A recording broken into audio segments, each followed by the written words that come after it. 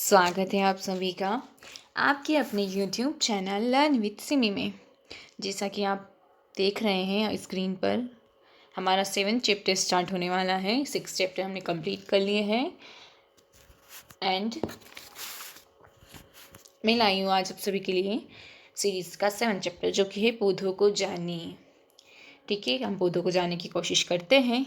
वैसे तो हमने कई प्रकार के पौधे, हमारे आसपास पौधे, पेड़, शाखाएं, जड़ें, पत्तियां बहुत देखी हमने। हमारे आसपास के वातावरण में कई सारी पत्तियों को जानने की कोशिश भी की होगी, और बच्चे तो आजकल पत्तियों का खाना भी बनाते हैं खेल खेल में। हम लोग जानते हैं कि कौन से प्रकार की पत्तियां किस तरह से और कहाँ पाई जाती हैं, वो सब हम जानने की कोशिश करते हैं। तो पौधों को जानिए। ठीक है, आगे बढ़ते हैं इसी विषय में चर्चा करते हुए। देखिए, प्रकृति भ्रमण पर कक्षा शिक्षक द्वारा छात्रों को ले जाया जाता है, जिनमें वह विभिन्न प्रकार के पौधों को छूकर और स्पर्श करके उनकी जानकारियाँ प्राप्त करते हैं, और शिक्षक द्वारा उन्हें विभिन्न प्रकार की चीज़ों के बारे में परिचित कराया जाता है। ठीक है, ये आगे और हम लोग भी जानेंगे पौधों के भागों के बारे में, पौधों में क्या क्या भाग होते हैं आदि के बारे में हम लोग क्रियाकलाप के माध्यम से समझेंगे। ठीक है, 7.1 में दिया गया है कि शाख, झाड़ी और वृक्ष। ठीक है, ये क्रियाकलाप में जो आपसे कम लंबे हैं, पौधों के बारे में बात करते हैं पहले, क्योंकि हमने पौधों के बारे में जो आपसे कम लंबे हैं, जिनकी लंबाई लगभग आपके बराबर है, तथा जो आपसे बहुत अधिक लंबे हैं। तने को स्पर्श कीजिए यह जानने के लिए कि तना कोमल है अथवा कठोर है।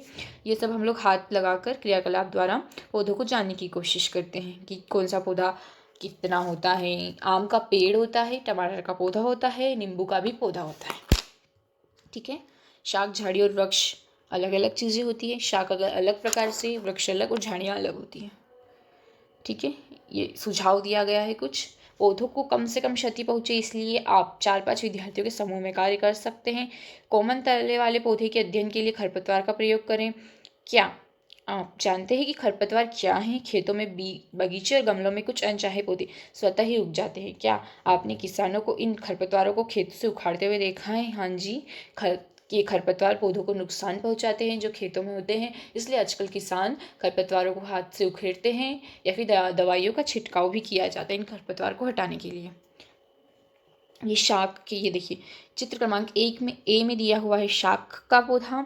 झाड़ी जो कि मेहंदी की झाड़ी होती है, और हम कह सकते बैर की झाड़ी होती है, ये चित्र क्रमांक बी में दी गई। और वृक्ष तो कई प्रकार के होते हैं, जैसे नीम का वृक्ष हो गया, आम का वृक्ष हो गया, ये सारे वृक्ष। ठीक है, इसके आगे हम जानने की कोशिश करते हैं कि पहले जानना चाहते कि मनी प्लांट, सेम लौकी तथा अंगूर के तने किस प्रकार के होते हैं। इनमें से कुछ पौधों को देखिए। मनी प्लांट तो हम सबने देखा होगा, वो एक बेल की तरह चलता है, यानी कि इनमें से कुछ पौधों को देखिए। ये शाख, झाड़ी, पेड़ किस प्रकार भिन्न है? आपके विचार में इनमें कुछ ऊपर चढ़ाने के लिए सहारे की आवश्यकता क्यों पड़ती है? क्योंकि ये एक बेल होती है, इन्हें हम अपने पौधे को वृद्धि करने के लिए किसी सहारे की आवश्यकता होती है। ठीक है, इससे आरोही कहलाते हैं। ये देखिए आरोही, हमारे भाई हम लोग बेल कहते हैं इसे, लेकिन इसे आरोही कहा जाता है किताबी भाषा में। ठीक है, ये हमने आसपास के। अब हम लोग तने की बात करते हैं। तने में क्या क्या होता है, तने कैसे होते हैं, वगैरह वगैरह हम लोग इसमें बात करेंगे। ठीक है, तने में जल ऊपर चढ़ता है। तने के खुले सिरों का विवर्धित दृश्य देखिए। तने से जल पौधों तक पहुंचता है। ये तने का भाग दे रखा है ए, और ये बी एक कुछ भाग है जिससे जल, इसमें कुछ छिद्र होते हैं जिससे जल वृक्ष की विभिन्न शाखाओं तक पहुंचता है। ठीक है, अब हम लोग पत्ती की बात करते हैं। आपने अपने आसपास बहुत सारी पत्तियां देखी होगी। पत्ती का वह भाग जिसके द्वारा वह तने से जुड़ी होती है वह पर्णवृंत कहलाता है।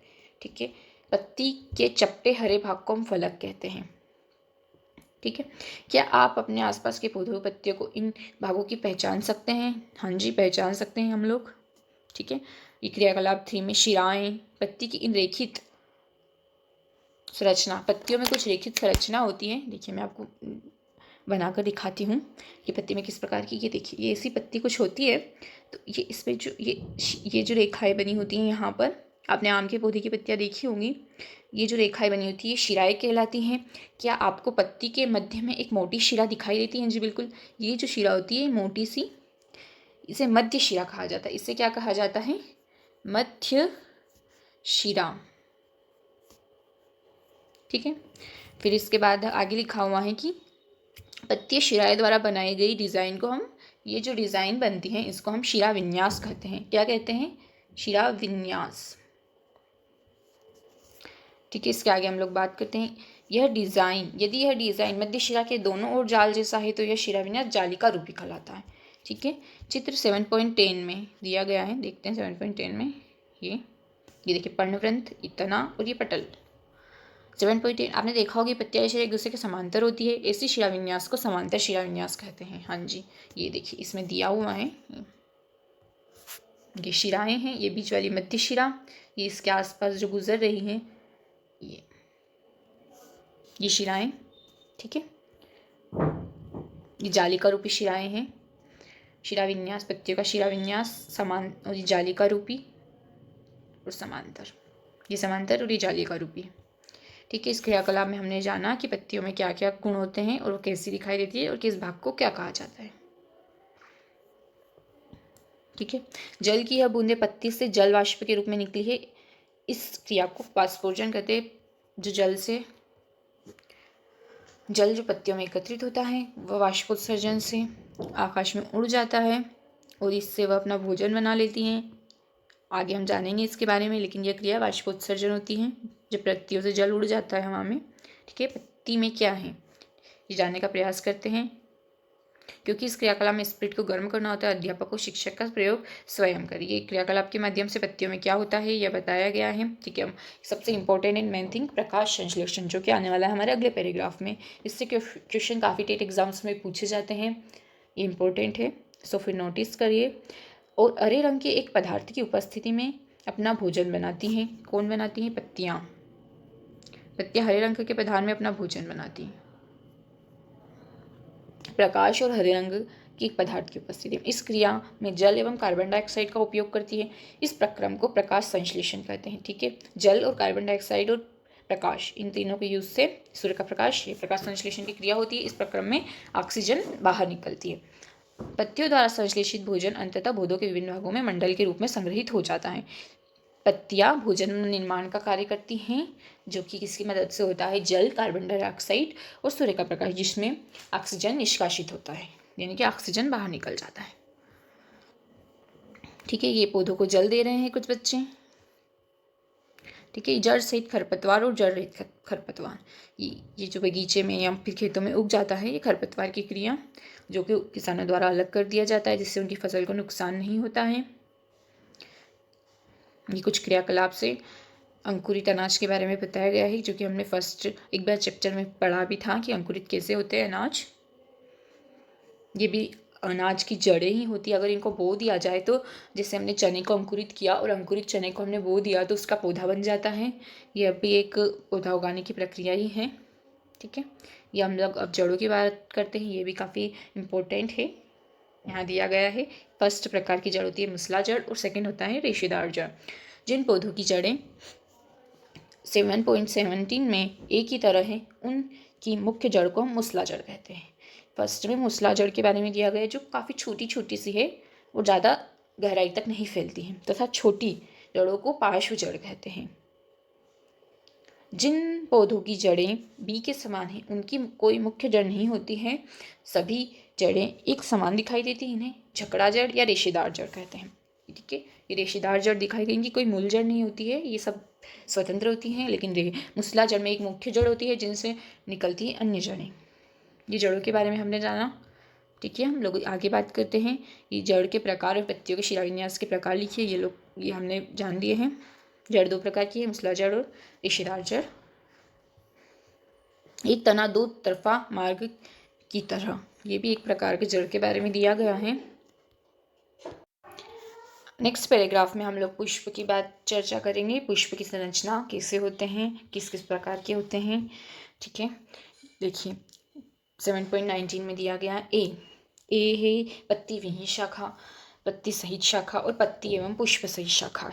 ये तीन प्रकार की शाखाएं हमको बताई गई हैं।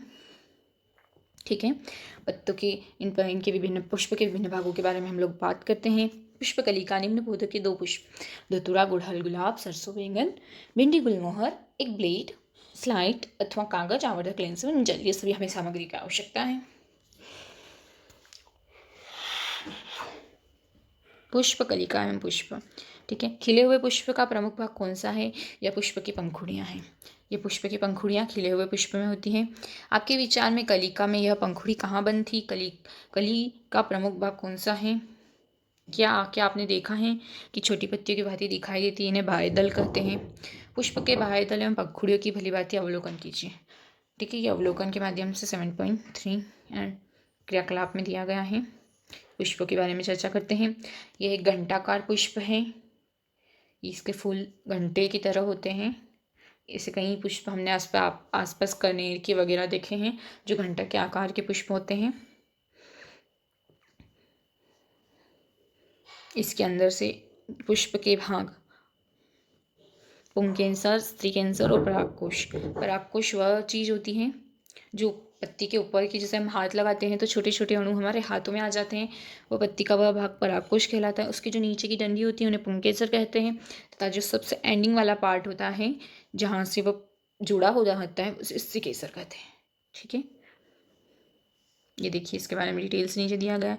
पुष्प के केंद्र में स्थित भाग को स्त्रीकेसर कहते हैं। ये देखिए पुंकेसर के भाग, परागकोश, ये तंतु होते हैं इसके। इस केसर में भी 3 भाग होते हैं, वर्तिका, वर्तिकाग्र और अंडाशय। अंडाशय की संरचना बनाकर दी गई है। अंडाशय का कर्त नैनोथेटिकार्ड और ये अंडाशय के बारे में, अंडाशय की आंतरिक संरचना भी दी गई है, ये इस प्रकार की होती है। बीजांड के बारे में दर्शाया गया है जिसमें, ठीक है, ये हमारा चैप्टर थोड़ा कंप्लीट होने जा रहा है, जिसमें प्रमुख शब्द कुछ इस प्रकार आरोही यानी कि बेल, जिन्हें एक विशेष प्रकार के सहारे की आवश्यकता होती है जिसके द्वारा वो अपना पौधे को बढ़ाती हैं। संवहन की क्रिया यानी कि बहना, विसर्पी लता जो सांप की तरफ फैलती हैं, इधर उधर जहाँ उनको सहारा दिख जाता है वहाँ फैल जाती हैं। विसर्पी लता। रेशेदार जड़ें हमने देखी जिनमें एक मुख्य जड़ नहीं, इनमें मुख्य जड़ नहीं होती हैं, यह स्वतंत्र रूप से फैल जाती हैं। पार्श्व जड़ें, शाक, मध्य शिरा, शिराविन्यास, बीजांड, समांतर शिराविन्यास, पंखुड़ियाँ, पर्णवृंत, प्रकाश संश्लेषण की क्रिया, स्त्रीकेसर, जालिका रूपी शिराविन्यास, बाह्यदल, झाड़ी, पुंकेसर और पुंकेसर, मुसलाजड़, वशपुत्सर्जन, वृक्षोत्सिरा। इसके सारांशीय विषय में चर्चा करते हैं। सामान्यतः पौधों का वर्गीकरण उनकी ऊंचाई, तने एवं शाखाओं के आधार पर शाख, झाड़ी एवं वृक्ष में किया जाता है। तने पर पत्तियां, पुष्प तथा फल होता है। सामान्यतः पत्ती में पर्णवृंत और फलक होते हैं। पत्ती की शिराओं का प्रतिरूप शिराविन्यास कहलाता है। जालिका रूपी अथवा समांतर हो सकता है। ठीक है, हमने पौधों के बारे में काफ़ी अच्छी जानकारियाँ प्राप्त कर ली है।